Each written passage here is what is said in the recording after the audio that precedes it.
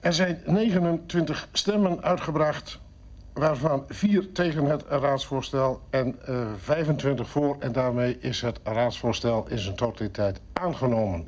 Dank. Ik schors de vergadering voor 15 minuten. Je bent natuurlijk ontevreden met de gang van zaken. Ja, wat dat niet ook? Ja, heel ontevreden. Maar wij aan elkaar postelen.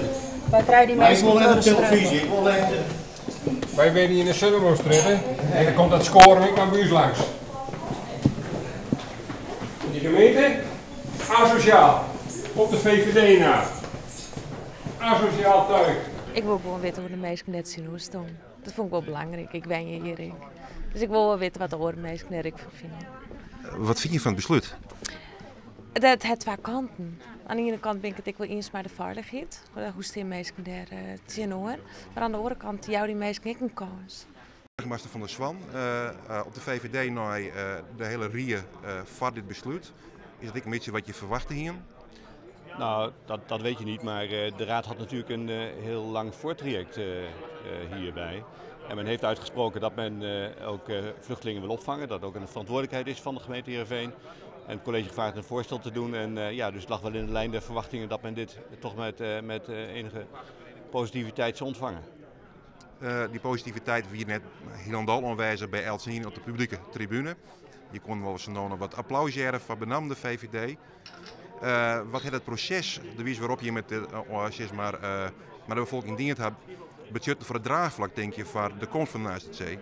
Nou, ik denk dat we met de inloopbijeenkomst dat we dat op een hele goede manier hebben gedaan. Daar is echt veel informatie uitgewisseld en dat zag je ook. Want daar hebben meer dan 40 mensen zich opgegeven om in de klankbordgroep te zitten. Dus die betrokkenheid daar die is hartverwarmend. En dat zag je eigenlijk ook al bij de crisisnoodopvang, toen waren ook al heel veel Heerenveeners daarbij betrokken. Dus ja, er zijn ook mensen die maken zich zorgen. Er zijn ook mensen die hebben daar veel vragen bij.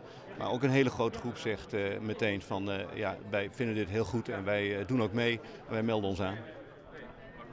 Er binnen toch verschillende partijen is het onstip dat iedere dag het besluit bekend maakt in de oren informatie jong. Misschien wat te kwaad daar weer. Had je over omsjuggen, wat vind je zelfs? Ja, wij hebben toen zelf als college bedacht, we hebben daar wel lang bij stilgestaan, van nou laten we mensen niet te lang in onzekerheid houden. En laten we zo snel mogelijk ook naar de mensen toe gaan, zodat ze ook kunnen zeggen wat ze vinden. Ja, achteraf kan ik wel begrijpen dat mensen zich misschien ook wel wat overvallen voelen. Aan de andere kant, als het 3 weken langer had geduurd, dan was het besluit niet anders geweest.